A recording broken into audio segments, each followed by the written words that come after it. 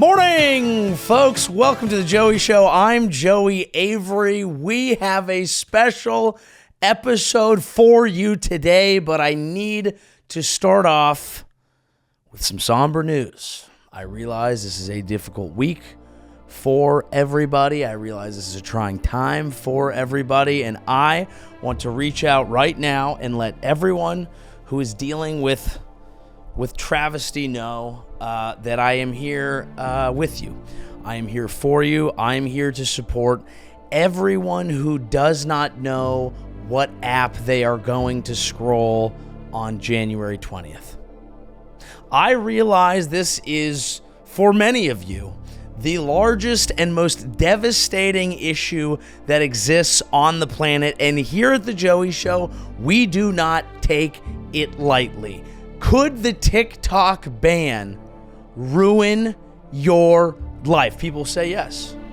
A lot of people say yes. I have to hand to God be honest with you right now and tell you that I took it for granted. And I don't want that. It pains me to say that. It depresses me to tell you that I might have taken something as special as scrolling TikTok mindlessly for granted, but maybe I took the Chinese Communist Party for granted. Maybe that's one thing that I want to say I am going to miss. You know, maybe I took them for granted. You know, I thought it's kind of nice sometimes to know that even when you're alone, someone's looking after you.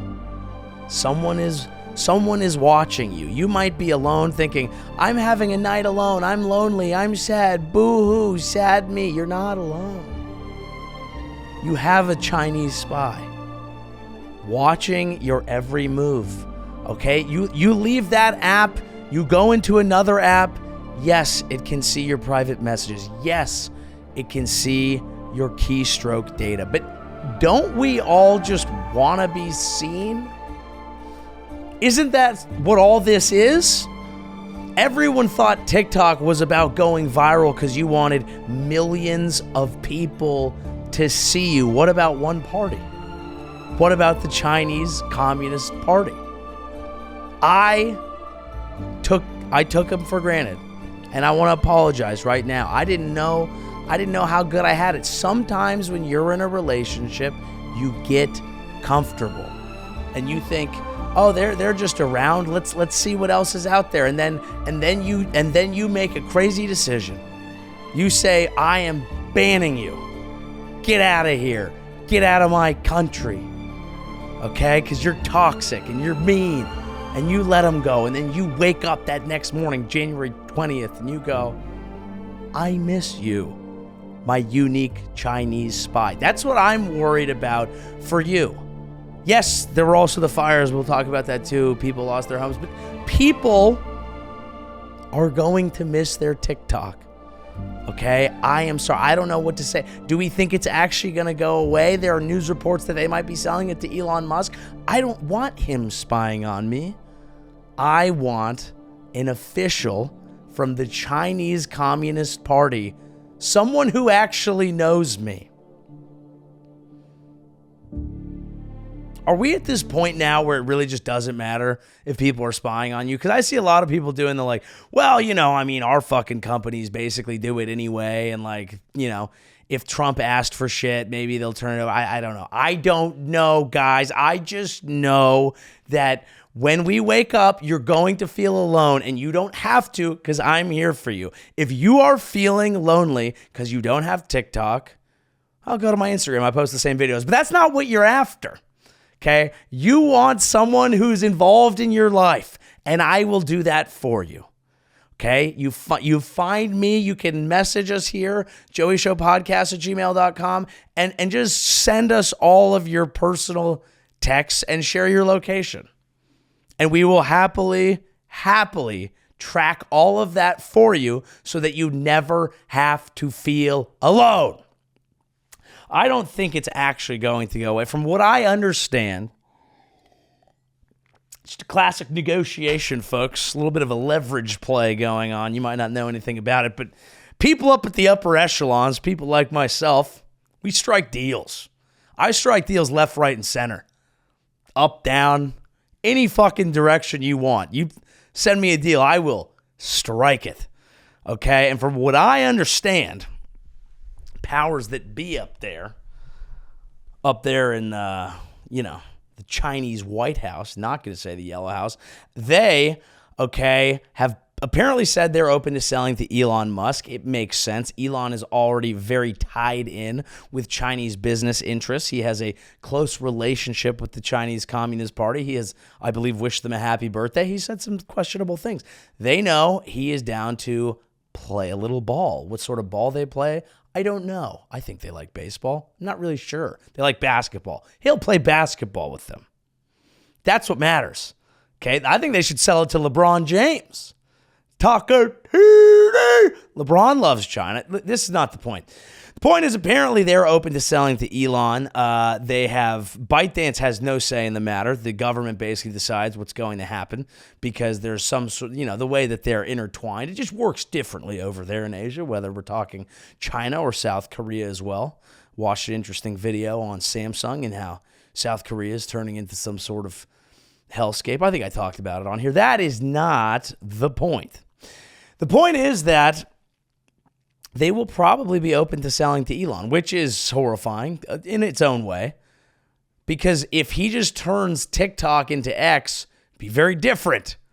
That would actually be very interesting. I wonder just how easy are the youth to manipulate?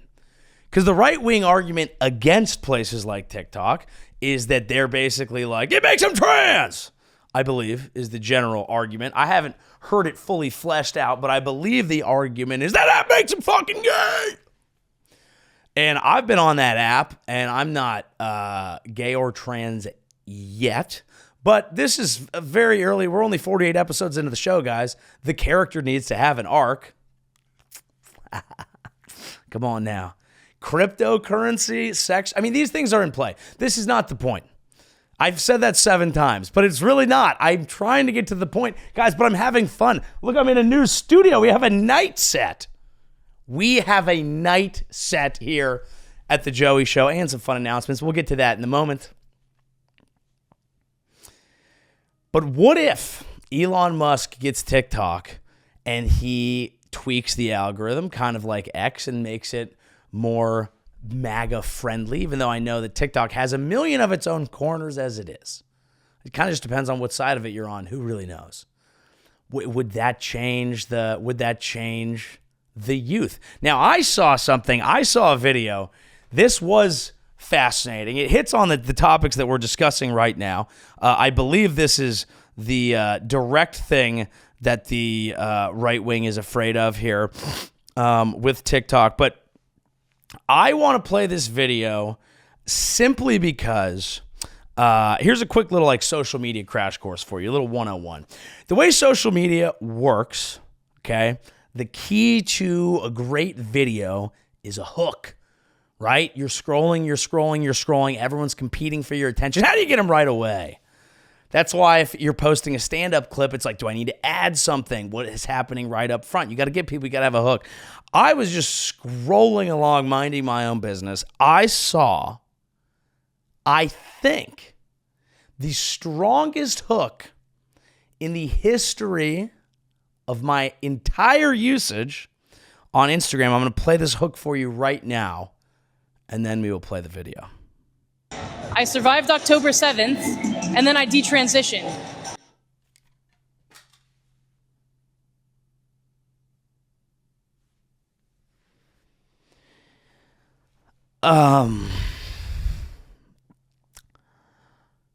That is the perfect video. That is the perfect video. Who's not watching that? Who's not watching that? You could say somewhat left, right, center, not politically engaged, don't care about the issue. Not big on Middle Eastern politics. Not big on gender politics. You're watching that video. You're watching it, and furthermore, you should. And I'll tell you why. And this is nice. It's an opportunity to learn about human beings, and that is what we do on this show.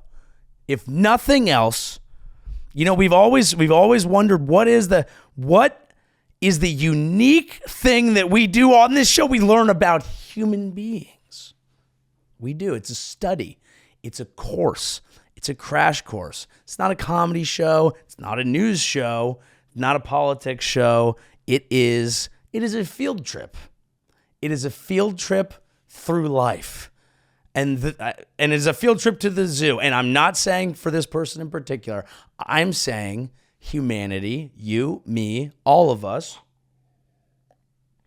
gross little zoo creatures, myself included. I'm sitting alone in my apartment at night wearing sunglasses, screaming into a microphone. I'm a dirty little zoo creature too. It's okay. You are too. Not othering people. We are all sick little fucks who need a little zookeeper to throw us a carrot from time to time. And it might be nice if they cleaned our cage, which is full of shit.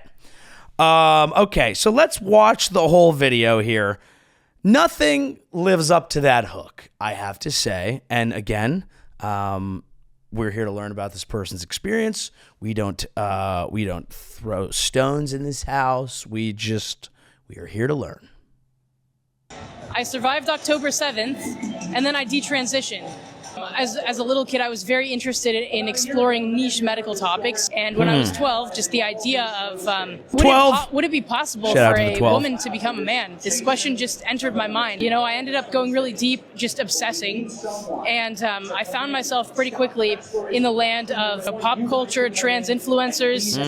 By the time I was 19, my parents had realized that my transgender identity was not going anywhere. They basically told me, you need to study abroad for a year in a non-Western country that doesn't promote all of this stuff. Maybe that broad's yourself. But on October 7th, I woke up to a siren at 8 in the morning, and then multiple rockets. I just didn't have time to put my breast binder on. I just had to layer on a bunch of shirts. I just had to run for it. I just had to run to a bomb shelter. As I was running, that everything I had thought about myself was wrong. I realized I had to feel my body moved unconstrained by the breast binder. And it was in those moments that I realized that there's nothing wrong with my body. My body is not a pathology. Transgenderism and gender dysphoria, really, this is fundamentally a first world problem.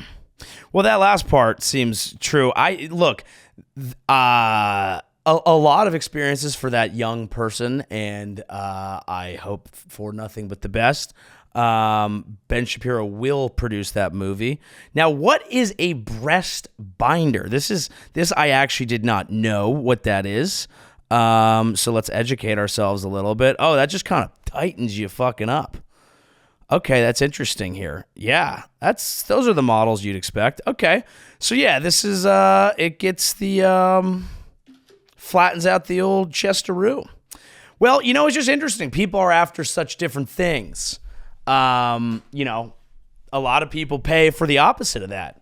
A lot of people pay a lot of good money there to make their chest head the other direction. But that is a hell of a hook. And the reason we watched that was if nothing else, it is a course on social media. That's what this podcast is.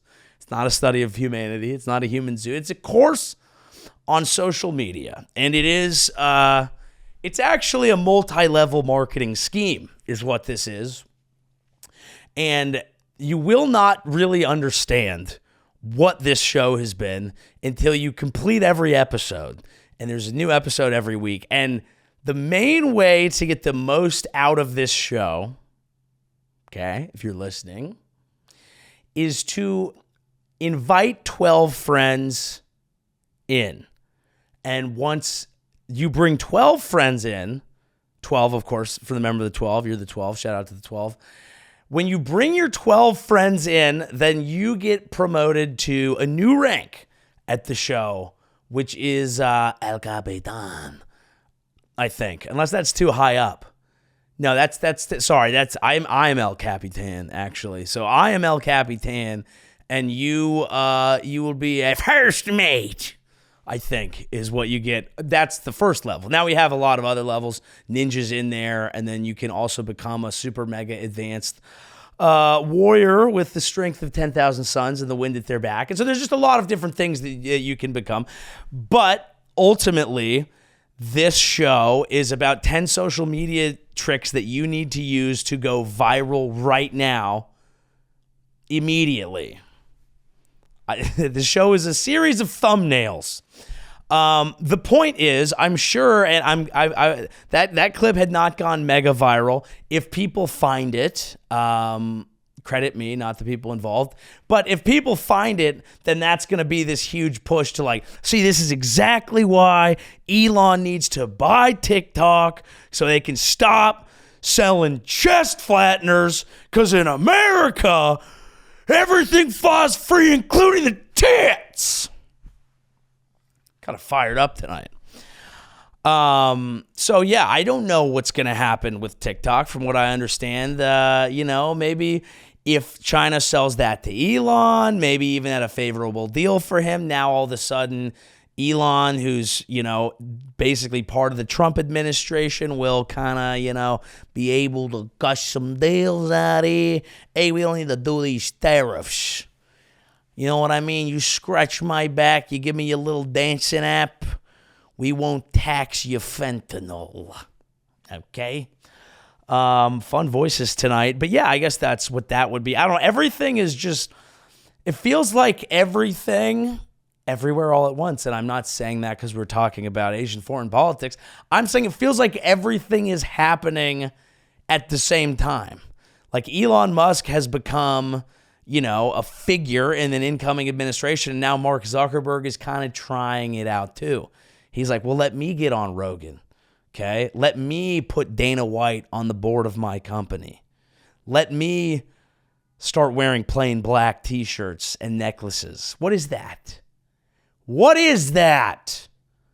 Stop. When did the executives when did the Burning Man people and the executives mix? I like my hippies stinky, fat, and weird. Whatever happened to just writing poetry? Now we all have to run companies and strangle each other in jiu-jitsu matches? What is that?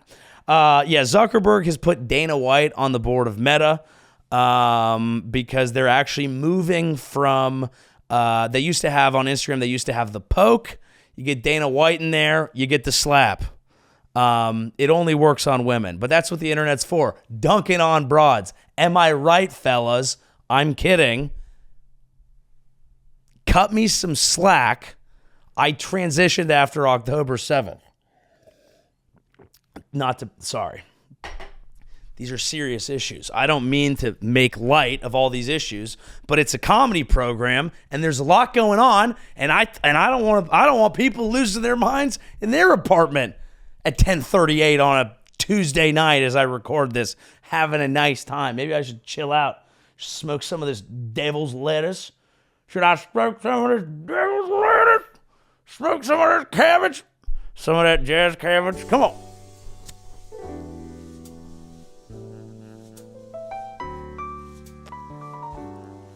Come on, dude. Who's the coolest podcast host of all time?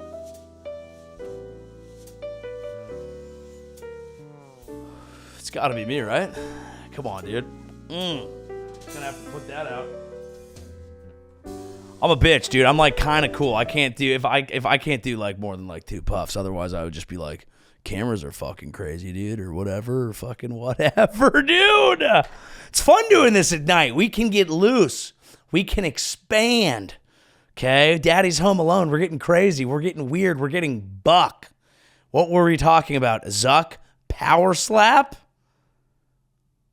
What were we talking about? Fuck, I forgot because I was being the coolest podcast host of all time there for a brief little moment. We can do a quick announcement here. Now, if you're watching this, okay, you will notice, aside from the fact that the vibes are just fucking hitting so different, this has been posted on a Wednesday. We usually don't post on Wednesday. We usually post on Thursday. Why the change? Well, on this channel tomorrow, we are going to be posting one episode of a very special football show, Joey Avery's Football Party, that I partnered with TMG Studios to make. We're doing a trial run for the playoffs. So this one episode we're going to put on my channel just so you guys can see if you like it. Let me know what you think. The following 3 for this playoffs will be on their website, which is a subscription. But we just want to know, is this a show that you want to see next year? So let us know. That'll be tomorrow. That will be fun.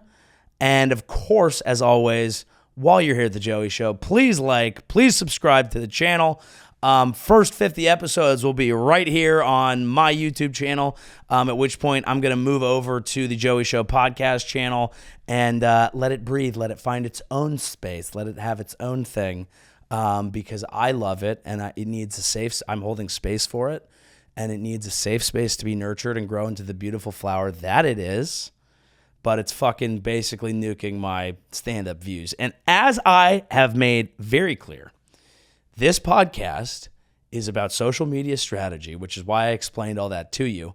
And if you want to see more social media strategy, come see me live on tour, joeyavery.com/live this weekend. Austin, Texas. Next week, Atlanta, Nashville the following. Minneapolis, then Calgary, Irvine. We got Dallas up there. Providence has not been announced, but it's coming. I'm even going to go to fucking Maine at some point. So fun things coming down the old pipe. And we will be announcing. I'm always on tour. So come on, see you, boy. Back to the show. So yeah, we'll see what becomes of TikTok. We will see what becomes of TikTok trends and all that. I talked about in my attempts to explain social media strategy to you fine folk, I mentioned the one side of TikTok that people talk about. Some people say it's actually an interesting, fun place to find your own identity. Some people like that lovely person there had an experience that they felt was not representative of their true selves. Other people go on there and say, TikTok knew I was gay before I did. And some people say, well, stop turning these fucking kids gay. And sometimes that's true. And then other people say, well, that was empowering and I found a community and I've never felt so at home. So I'm not the guy to fucking answer that question for you. You got to look between your legs. Give it a touch, give it a flick, see how it feels and why. But there are other trends, and I saw a news story. A group of college students apparently attacked a dude doing one of these catch a predator trends, and they attacked a U.S. service member who apparently they didn't actually have sufficient evidence on. They thought he was going after a 17-year-old. Turns out when they actually went through the messages, the police, that person said they were 18. The guy was only like 20, blah, blah, blah. And it's just one of these things where it's like you got the left wing sort of trends that, you know, pull you in whatever direction. And then you got I feel like the predator catching thing is a little more right. Am I correct about that? I think everyone hates a pred, right? Nashville Predators, you fucking creeps. Go Sharks. Everyone hates a good predator, but there seems to be like a belief and a fixation that the entire world is run by people doing the worst possible thing that seems to take hold, and there's a belief that this is like this rampant, horrible scourge that has infected the earth, and to the extent that it exists even 1%, it is a rampant and horrible scourge. But I fell down a weird rabbit hole surrounding the LA fires, and this woman, okay, I went to Sebastian Maniscalco posted a joke about the fires. I want to see what the comments were, and everyone said, bro, Allie Carter told us about this. Allie Carter told us about this. There's hundreds of these. Everyone, Allie Carter. Who the fuck is Allie Carter? So I go. Now, thank God I was taking a shit. I had time. Okay, I was like, I'm ready to do some research. From what I could understand, okay, first video I saw was her saying, this is someone who alleges she was trafficked by Diddy. That is very serious. Not good. She said in a video, Just so you know, these explosions lead to fires. You will see these fires. Nothing happens by accident. It will burn down many of the places, the big places that I was trafficked in tunnels underneath. She claims she was under the Getty. She claims she was under all sorts of these things. I thought, oh my God, could this be true? Now, my first thought when I see something like this is I'm like, there's no way, but I'm a fair person. I'm not just going to look at that and say, your story's not real. Get out of here. Okay, I don't do that. I'm not an umpire for your trauma. Sting! Well, that's not my job. Would I be good at it? I'd be one of the best. I'd be one of the best there ever was. Not funny, not a game. Neither of those things are true. I'm just saying that almost all the time, when people say things or think things or do things in my direction, whatever I think about them is correct. So I'm watching this and I'm thinking, I can get to the bottom of this.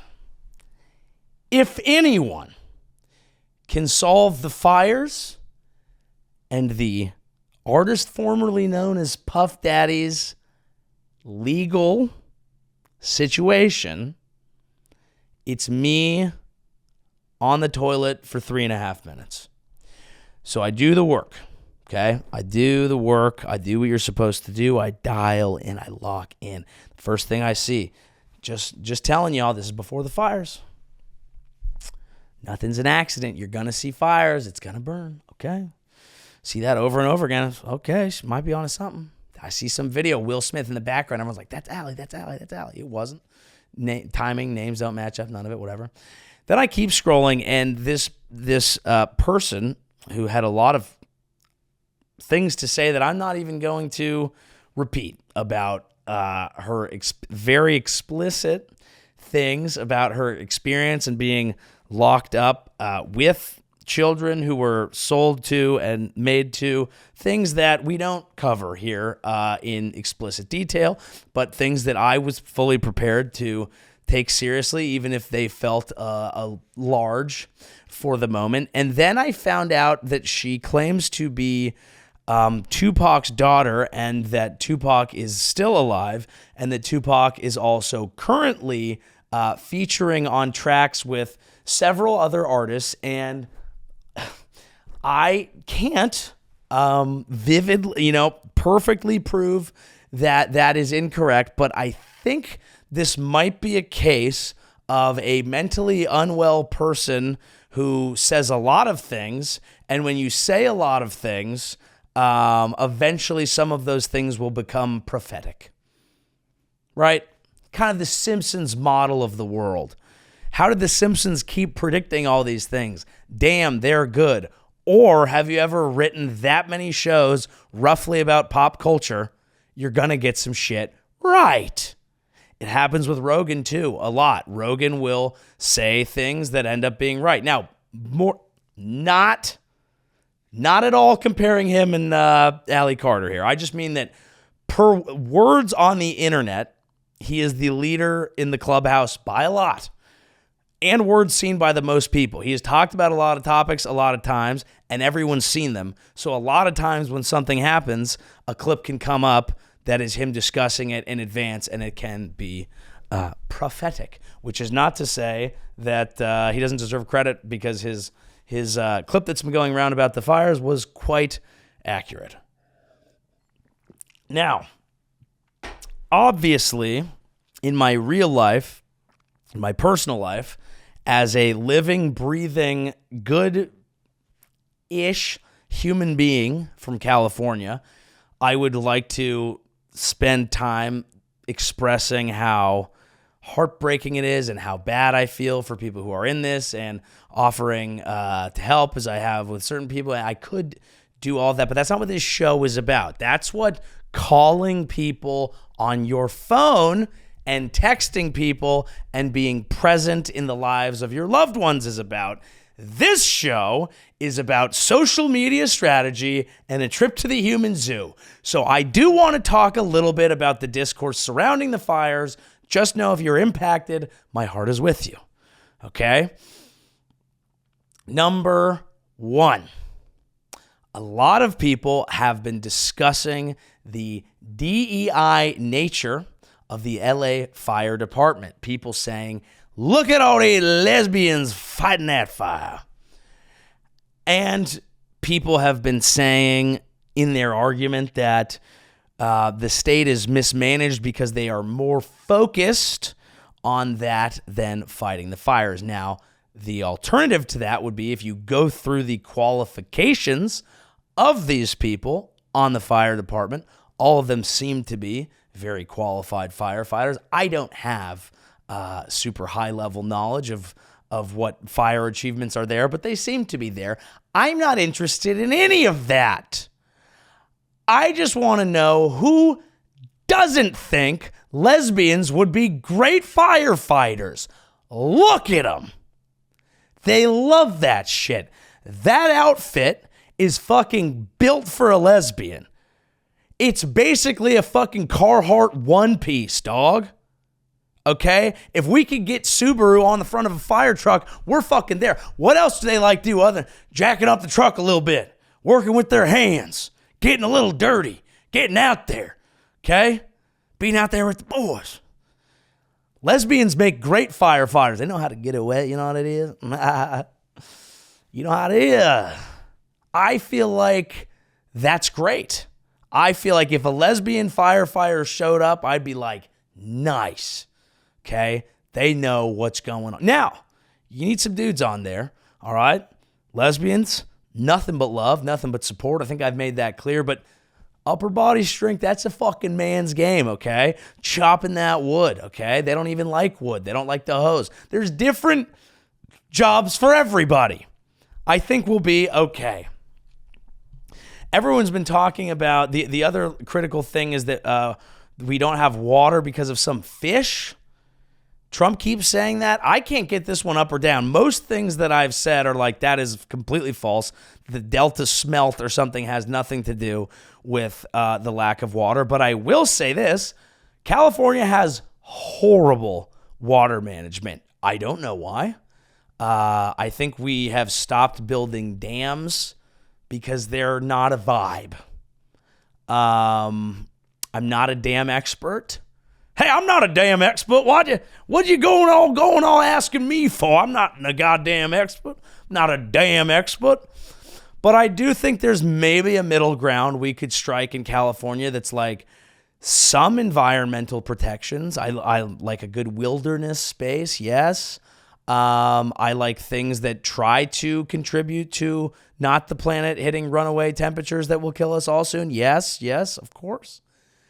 But also maybe having the resources to fight the fact that we're in a fucked place with the current state of our state, which I love. And if we can have Palm Springs, which is a beautiful land, then we should be able to have LA, and we should be able to have water for people so that their houses don't burn down. If I can play 18 pristine holes in the middle of the fucking desert, figure out water, okay? And I guess that's because private companies can figure it out. That's the thing that I keep getting pissed off about is it's like something goes horribly wrong and then it's like, well, right, but like the reason that we can't do X, Y, or Z, okay, the house is burned down, do a better job, 100%. Do better. Okay? Everyone's like, and then everyone does the thing where it's like, people be like, these fucking lesbians don't know how to fight a fire. And then apparently a clip comes out of the lesbian fire chief being like, yeah, they slashed our funding. They didn't give us the support. We were fucked. And then the mayor got mad at her. And then people are like, that fucking lesbian knows what the fuck she's talking about. Just do a better job. That's fair to say. Now, I'm not in government. I can't do a better job of that. I can't. I'd love to. I would love to be in charge of the fire department. I would pick exactly who I wanted to put on it. That's what I would do.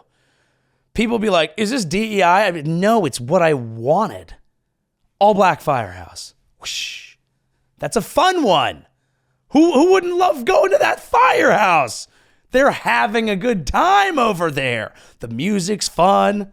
Dude, I bet that the fire trucks would be sicker. They'd have fucking speakers and shit. All black firehouse. I would actually segregate the firehouses. Not because I believe in that. I'm not some sort of sick, weird fuck. I just think it'd be a fun little thing to have.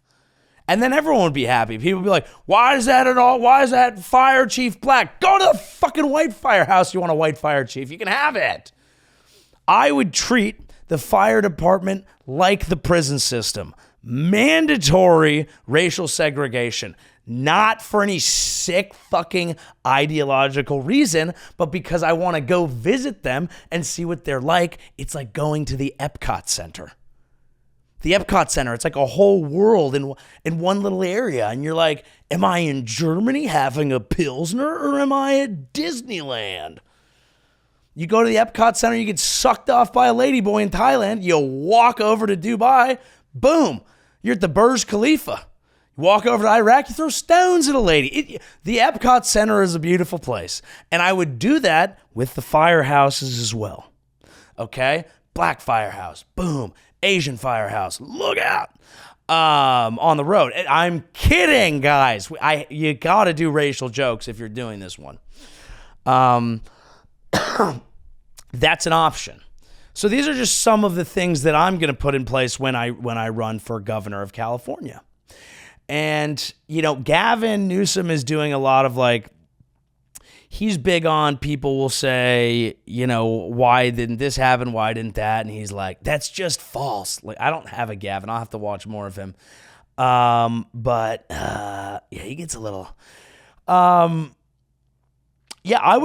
think I would like to be a governor who's just like, yeah, dude. We that was shit. We could do better at that. Sir, actually, yeah. Is there any what specifically do you think we could have done about? I'd say all of it. The house is burned. Can we? What wouldn't you do differently? I would say we were gonna do all of it differently this time. What specifically? I don't know. Probably more money for the fire department. Really, where's that gonna come from? I don't know. But got to do it, right? I mean, looks like it. You saw what I saw. Not good. Why hadn't you done that already? No, I don't know. It wasn't. Hadn't happened yet, so now I'm gonna do it. People would. I would get impeached. I wouldn't even get to run for re-election. They would hate it. But I think it would be refreshing to some extent. When you fuck up, I think the most infuriating thing for people is having to explain to you why you fucked up. And if you just stonewall people. Which is what we have decided works in politics, by the way. It is the Trump model. Trump just says, no, I was right, and it works, and he's president, and, whatever. And I have actually said on this show that is what you should do as a politician, but sometimes, what if you tried something that works in your normal life? What is more infuriating than someone doing something fucked up, and then you have to convince them what they did was wrong? You're like, no, dude, fuck you. It's not my job. And so when you get gaslit, when, people are talking to the mayor and she's like, no, I didn't cut the funding. And then the fire chief is like, yeah, she did cut the funding. It's not very nice. It's not very good. And that's why I think I should be governor, because I would just be like, yeah, we will do better. And then if people are like, people are talking about how come all the fire chiefs are lesbians. I go, I got no problem with lesbians, but who would you put? Who would you put? The most qualified? I go, who's doing that? Who really does that? Has anyone ever hired anyone for a job because they were the most qualified? No, it's qualification plus vibe. Every time it's qualification plus vibe. That's how they got Oppenheimer, dude. He was a fun vibe. They were like, this guy knows the science, and yeah, he's a bit of a Nazi, but we need someone to spice it up a bit. I think I got that history wrong. Oppenheimer wasn't a Nazi, was he? Oppenheimer was not a Nazi. They smeared him as being a commie, right? Oppenheimer. Yeah, no, he was not a Nazi. But he was political. This is a crazy AI overview. No, J. Robert Oppenheimer was not a Nazi, but he was politically active in the 1930s. Well, I'm not saying that he was a Nazi. And opposed the rise of the Nazi regime. Okay, cleared it up. Now, not to get on a whole Nazi bent here, but here's the other best thing I saw on the internet today. This was the other best hook I saw online. So we're back on our bullshit. We're talking again about social media strategy because we have, I believe, solved the fires and the conspiracies. And I think we've shut down all conspiracies for all time by just understanding that I'm the only person that can actually discuss them. But here, this was the other best hook that I saw online today. And this is a video. Now, if you're just listening to the program, this is a video that is called When Pakistanis Meet a German Tourist. So that's interesting. And yeah, hopefully you can just kind of hear the interaction. Now, again, I'm going to describe it before you even see it in case you are listening. But these Pakistanis are smiling, kind of leaning with a little sass, the way that only an Indian or Pakistani man kind of can just put a little sugar in the tank, but in a lovely, way. And there's a little like kind of pot belly and some big smiles as we discuss what we're about to discuss. This is When Pakistanis Meet a German Tourist here on KFOG 99.1. Where are you from? Germany. Germany. I'm from Germany. Huh? No, but he was not from Germany. From his country was he. But he was born in a different country. Who born in a different country? Hitler. He was born in Austria. You like him? Yeah, I like him. Why? All people are like him. All Pakistani like him? Yeah. Oh, really? They also tell Hitler is a very good. In Germany, people don't like him. Why? Because what he did. He do a wrong thing?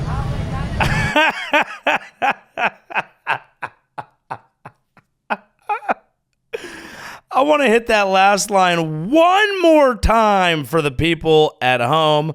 Why don't people like Hitler? Because of what he did. Here's your reply. Do a wrong thing? He do a wrong thing? Well, brother, I'd say yeah. I mean, look, I don't mean to do controversial hot takes here at the Joey Show, but I would say, yeah, he did a wrong thing. But something, I've left with so many questions. I did not know Hitler was popular in Pakistan. I don't know why. I would hazard a guess that they don't love the Juden. I don't know that. It's a vibes thing for me. I could look it up. I think I'd be right. I would say, education, it works differently in different countries. I don't know really what I'm trying to do right now. I am trying to defend the Pakistani Nazis. No, I really was taken by that video, and I watched it several times because of the sheer joy. A lot of people characterized Kamala Harris's campaign as a campaign of joy, but I've never seen joy in politics quite so much as that pot-bellied Pakistani man smiling, leaning on something, and just casually loving Hitler. And I don't agree with his position. I think I've made that very clear. But when he said, did he do a wrong thing? I thought, that's a defense I'd never heard. Because a lot of times, I think when people, I'm not going to really do a straw man for that, but we don't really have to get into it. I just, traveling the world is such a beautiful and rich experience. And I think it's so important to get outside of your comfort zone and meet different people and embrace multiculturalism. And understand where people are coming from. And that's a view of someone who also would probably hate that video. But I respect the German tourist there because, and maybe this is, there's a certain type of person, I think, who really does that sort of world travel, the travel to Pakistan, where you just, and he does handle that perfectly. He's like eating a stick. I don't know what the fuck he's doing, but he's just hanging out and he's just engaging in a dialogue. He's not like, oh, I need to make a point. I need to grandstand. I need to show people I'm right. He's just there going, I'm in Pakistan. Let's see what people think and engage in a dialogue. I will volunteer something. I will see what they say back. And then we'll just have that. And then I will know a little bit more about the world. He has embraced what we embrace here on this podcast. It's known as the human zoo. Don't clip that. I said all of us, myself included, we're here to learn about humanity. And that's what we've done here today. I like that form of travel. I had a period of my life where I engaged in a little bit of that. And it was very fun. And I would like to do more of that. I do think it gets a little harder to do. It gets impossible once you have kids or, unless you're really about that life and down to pull it off. But it gets harder to me when, yes, you work for yourself because you don't just take PTO. Like if I stop, my career stops and that sucks. And B, also when you're married, you're kind of like, let's go have a nice experience instead of something that is going to require a shitload of work and will put us in incredibly uncomfortable situations. And I always liked doing that a little bit more, I think, when I was by myself, because I was just kind of like, I can put me in a pressure cooker and then there's no one to you don't want to end up ruining your vacation, getting in a fight, getting in a tense situation because you decide to go to fucking Pakistan and nothing is nice. Maybe that is what you like doing as a couple, but I'm like, shit, I just can't envision spending the time and money to do that. But then on the flip side, I really think that any amount of, and sure, there's some places I don't care about, but there are places in the world that have no first-class amenities that I do think, of course, hold a piece to the puzzle that is the world, and I want to fill as many pieces as I can. So I don't know what to do. Maybe I'll book a comedy tour in Pakistan. It's just a thought. It's called the Hitler Was Right Tour, starring Joey Avery, coming to Pakistan only. I'm just up there, my closers, I'm just like, and they're all like, he's bad, and I'm like, he didn't do a wrong thing. Yeah. And I come out there like, encore, encore, and I'm like, fuck India, motherfuckers! Ah! And they're like, yeah! And I think that would work. I think that would work. Now, I bet there are nice places in Pakistan. I mean, I don't have to tell you guys this. If you're real members of the 12, if you've been on this ride the whole time, you would know that we planned a trip to North Korea. Yes, we did. It's episode something in the 30s. Nicest hotel, Pakistan. I mean, it has to be somewhat nice. Osama bin Laden stayed out there. Serena Hotel, 25% less than usual. 5-star hotel, 4.5 stars, Google review, 28K reviews. Folks, these are good numbers. Coming in at, I'm going to announce it like an auction, coming in at $167 a night. We've got the Serena Hotel. You're not going to want to go to Islamabad without it. Oh, it wasn't Islamabad. Kayaban, East Surrey Road, opposite Convention Center off the G5 and the G5, Islamabad, Capital Territory, 4400 Pakistan. Reach out to us right now or visit serenahotel.com. I'm looking at pictures here. Ooh, nice little color pop. Someone knows how to take a photo. Oh, shit, fuck. That's a nice bathroom, my boy. Whoa. They got the fucking... What are these little fucking tiny cakes called? What are these fucking wafer cakes called? Oh God, this is whatever. This looks nice. Oh my gosh. Now that's just a painting. Okay, well, folks, nice pool. You know what? I have talked too much shit, because for a simple 167 bones per evening, I could take my wife on a beautiful trip straight to the Serena Hotel in Islamabad, Pakistan,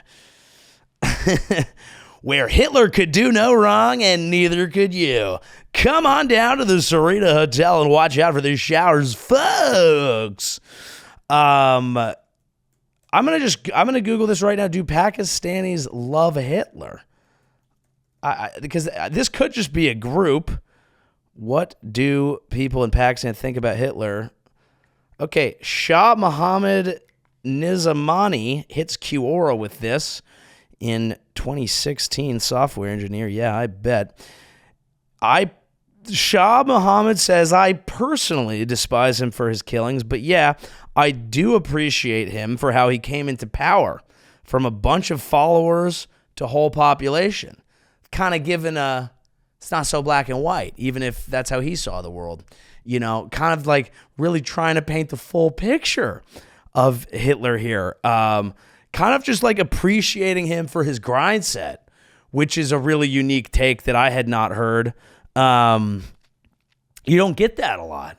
You know, a lot of people look at the death and destruction and the horrible racism and, the genocide and the ultimately setting even his countrymen that he led back into a hellish landscape where they're trying to overcome their collective trauma and the betrayal of themselves, as well as the financial situation he plunged them in. But not enough people talk about his grind and his rise. This is why you need your own documentarian, right? Okay, I watched the Aaron Rodgers documentary. I thought he did a great job of portraying himself as he wanted to be portrayed. And Hitler never had that opportunity, and he has so many documentaries, but he never got to like go to one of these production houses and be like, if you want a real story, yeah. All these other documentaries, they're not telling the whole story. I have a horrible German accent. I know Hitler's more like, they don't tell us. You don't not. But no, Hitler's just like, they don't tell the whole story.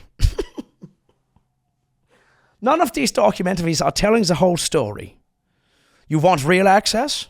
You want to know what it was actually like in my bunkers? You want to really know what it was like? You need to do the documentary with me. It's called Hitler. Did he do a wrong thing? So Shah Mohammad Nizamani here does despise him for his killings, but yeah, I do appreciate him for how he came into power from a bunch of followers, dude. He's like the Jake Paul of genocide to whole population. I also appreciate him for his economical reforms and how he managed to improve living standard of Germans. Some, as it was quite bad before him due to post-World War sanctions. How did World War II go? To be concise, he fought for Germans in initial phases of his rising, but in the end, he lost his direction.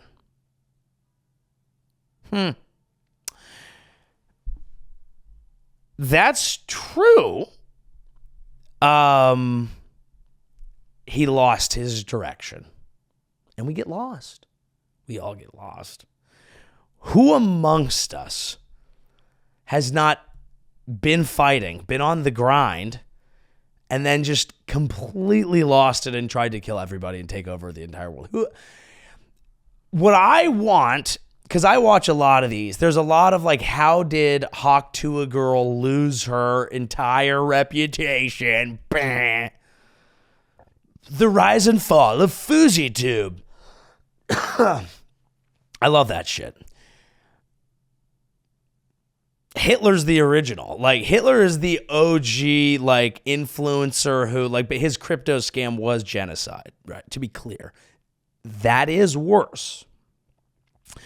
Okay. Whoa.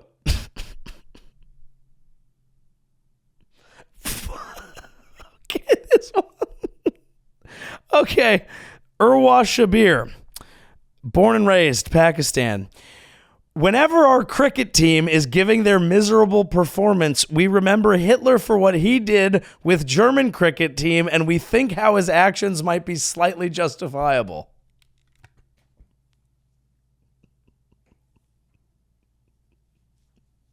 Now, if Urwa Shabir is making an effort to be fair to Hitler here, and I want to be fair to Urwa Shabir. Again, I'm not a Hitler guy, obviously, but I am a sports fan. And if you've ever been a fan of a team that has put, as Urwa would put it, together a miserable performance, you say some things. I've seen people say things they regret. I've seen people say things they don't mean. I said bad things when the Niners lost the Super Bowl. I said that the coach and some of the players might need to be. It doesn't matter what I say. This is not about me. This is about Hitler and Urwa Shabir. And no, okay, what did he do with the German cricket team?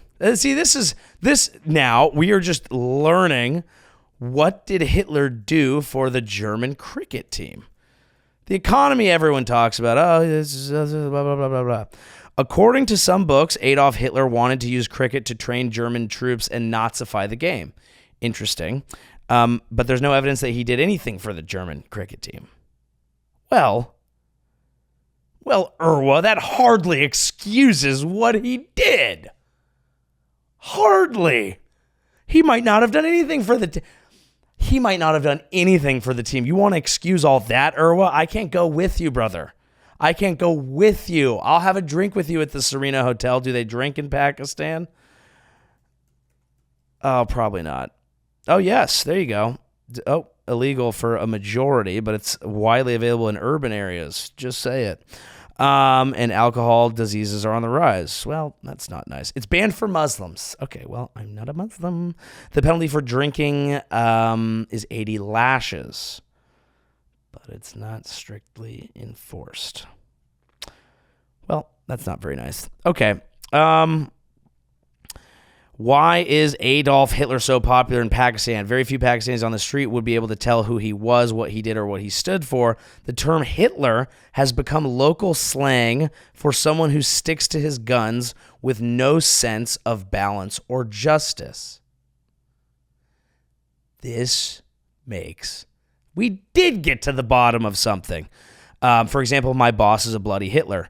Those who know of him and like him, a small minority I might add, do so because of their liking and longing for a dictatorial ruler.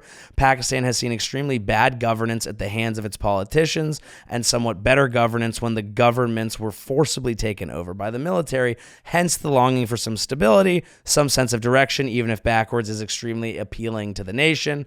See, however, the key reason for liking Hitler in Pakistan, for those who actually would like him, is that Pakistanis hate the Israelis. Well, called that one, translates that as Jews, as an intrinsic part of being part of the Muslim Ummah. Far more than any Arab territory, the suffering of Palestinians is propagated here in a perpetual manner, and a lot of people, especially those who were alive during the partition of India, associate themselves with that suffering. Also, a lot of religious acrimony exists due to the strictly literal view of the Quranic teachings, which clearly state that Muslims must be wary of Jews. Boy, we're learning today. Hitler killed off many millions of them. Make your own connection here. Why, thank you, Azmat Ali. I have. But unlike how the article tends to generalize it, no one in Pakistan is either thinking of or liking Hitler too much in their daily lives. So no, Hitler's not really popular in Pakistan. Thank you for answering that question. All three of those make a ton of sense. I can lay my head to rest at The Serena Hotel, folks, down there in Islamabad. Come on down to the Serena Hotel. We've got everything you want. Tiny bars of soap. You can shove them up your ass. Just kidding. It's a Muslim-majority country. Don't do that. 90 lashes for you. No bars of soap in the ass. The only thing that goes into your ass is nothing. Things come straight out. It's a Muslim-majority country, folks. What an ad for the Serena Hotel. But, hey, interesting to learn a little bit about where that video came from. That person on the street could be talking about a strong man, because one of the guys said, yes, we are all like that, meaning like we're all a little strong-minded, you know. The Jew thing's tough there, but hey, I'm just out here on Instagram world traveling, taking it all in.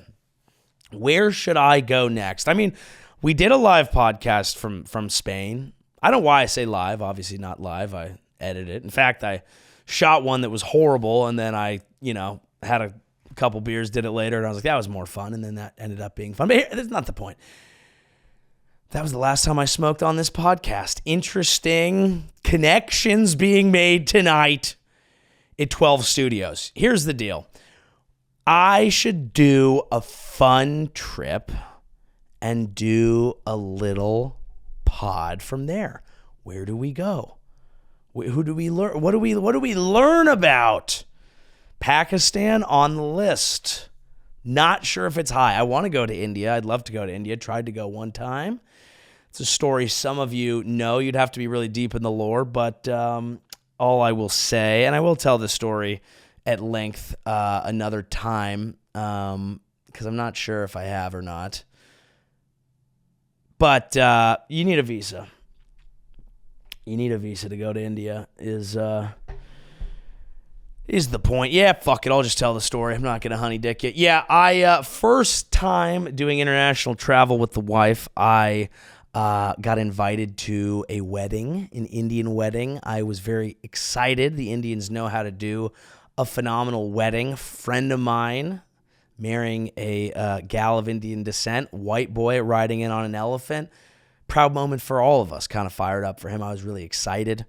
You go, you buy all the clothing, you buy the garments, okay? Planned a trip there, planned a trip throughout other parts of the continent, okay? But I was like, I usually plan my own travel. My buddy was like, my mom is a travel agent to India. She'll just get on the phone with her. And it was great because I would say, hey, I'm thinking of this. She'd go, yeah, do you like this? Do you like that? Maybe you don't. Let's do this instead. This is where you want to stay. I know this looks nice online. That's ass. Do this, blah, blah, blah. Great. Never used a travel agent before in my life. It was exciting, but it meant that I was planning the whole trip on the phone, right? Just on the horn, just smiling and dialing, doing business like they used to. 80s, dude. Fucking Wall Street, okay? Fucking Michael J. Fox. I watched a Michael J. Fox 80s movie. I'm gonna get dialed in for this, okay? I'm on a phone. I'm doing fucking business. Speak amongst yourselves.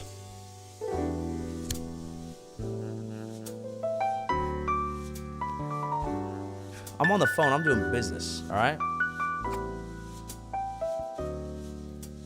Business. That real business. I'm planning this trip, okay? And I'm so excited. It's the day after Christmas, all right? December 26th. You know that, but I'm buying time so that I can put this out and not burn my hand. Day after Christmas. So, like, have a nice Christmas, celebrate Christmas, enjoy myself. Wake up that next morning, wife, girlfriend at the time, first international trip, all fucking packed up. Wake up 4 a.m., drive to the airport. Excited, dude. We're going to India with friends. Probably 23, 24. Like, fun time to do this, man. We get there, and I go to the little kiosk, and it's like, okay, insert your boarding pass and passport and visa. And I'm like, well, this fucking machine's broken, dude. What? What a stupid fucking machine. I don't need a visa. I'm just going to India.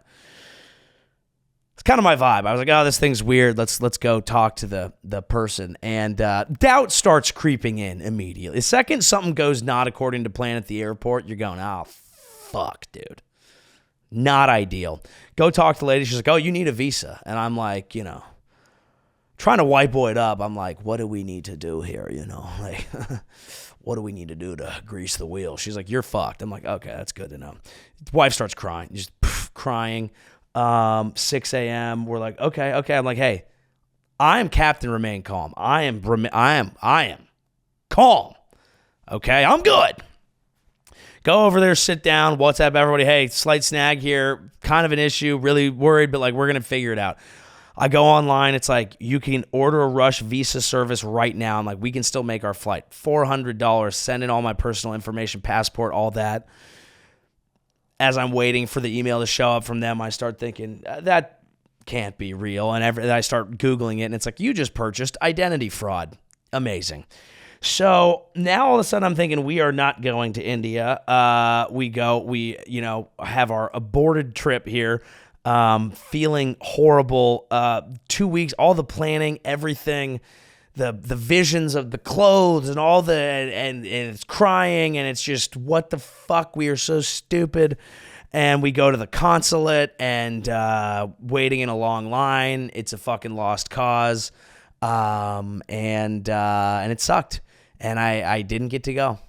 And I went, and I remember the one like silver lining for me is I went on stage that night, and I was so fucking pissed. And, I was like still a few years into comedy. So every time before a set, I would like have jokes that I had done a bunch of times, and I would look at them, and I would think about every word, and I would make sure that I was like locked in and dialed in so that I could say everything right. Cause I was like, if I don't say the words right, it's not going to work. And that was how I dealt with the stress of like getting on stage, but I was getting a little better at the time. And I went on stage that night, and I remember thinking, I can't just do my shit. Like, I can't just do the jokes that I always do. I would feel insane. I would bomb because I would feel like I'm lying to these people. I need to go on stage tonight, and I need to bitch and moan and gripe like a fucking prissy little baby who fucked up his own trip. Technically my friend's mom's fault, not the point. I called her, by the way. I'm like, we need a visa? She's like, oh yeah, I told you that. I'm like, you didn't. And you didn't follow up. But I went up there, and I was just like, I need to just bitch about this right now. And I went on like kind of a ridiculous, like indefensible diatribe, talking about how I was just like, I tell the whole story of the trip, and I probably said some mean things about the mom. And then I went into like, and then I was like, you know what? Fuck India. And I don't mean that, but like, it was nice at the time. Just be like, fuck India, wiping your ass with your hand. Like, who cares? Like, what am I? What is this outfit that I bought? These pointy shoes. What am I, an elf? I love the outfit. It's amazing. Indian culture is beautiful.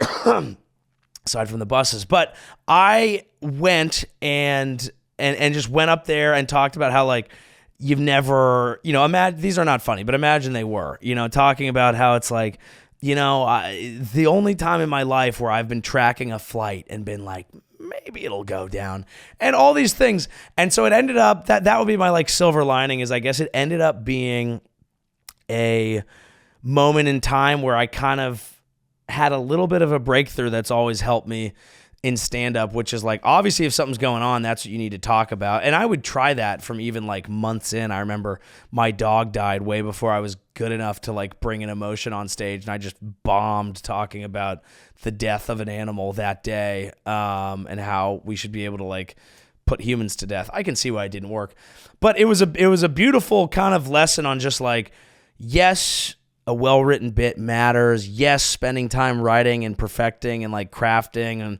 all that leads you towards like a special. But the real reason you do this, and what people are looking for in the crowd a lot of times, is just a real connection. And it doesn't have to be perfectly planned or perfectly prepared.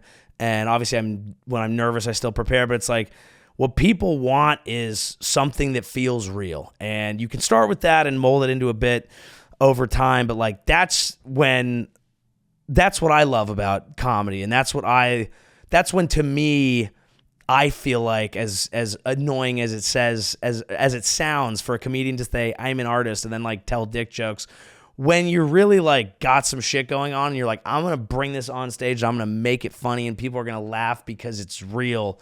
Like, that's what I love about it. And so that was kind of a beautiful little takeaway from that India trip. And the other takeaway from that, that my friends always like to remind me of, is that I can't lose. I can't lose, because what happened was, since that didn't work out, we, made a hard and fast pivot, shipped it up to Tahoe, went to a music festival, wore the Indian garments, looked beautiful, looked stunning, drove back to San Francisco the following night, celebrated New Year's with all of our best friends. This is a tradition that we do over and over and over again. New Year's is a very special holiday to me, which is why I have not yet ever done shows on that night, and probably won't unless you want to bring out the bag, huh? And then my friend said, my family's in Hawaii. If you can get yourself here, you don't have to worry about lodging. Just fly yourself out here, and you can go to one of the most beautiful paradises on planet Earth at an affordable rate, instead of going to India. And so that, folks, is why you pivot. That, folks, is why you live your truth. And that is why you be awesome, just like your fearless leader here of the 12, El Capitan. Well, thank you guys very much for listening to this episode of The Joey Show. I hope you enjoyed it. Please like, subscribe. Again, moving over to the new YouTube when we get to episode 51. This is 48. Can you believe it? Almost a year of The Joey Show. How should we celebrate? By moving YouTube channels. Come out and see me on the road, joeyavery.com/live. Merch link is in the bio. I appreciate you all very much. I hope you enjoyed this. And if you want to watch the football show, give it a look. It'll be right here on this channel tomorrow. We do recap of the NFL playoff games. I think in the future, probably we'll do less of that. I feel like a lot of people do that. I want this to feel a little different, but we gave away some fun awards, some fun takes on what happened in the first round of the NFL playoffs.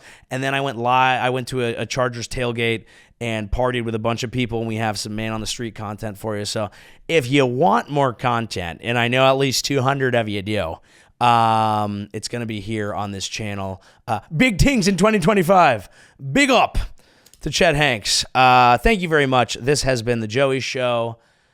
God bless you, and good night. Please don't do a wrong thing. Thank God I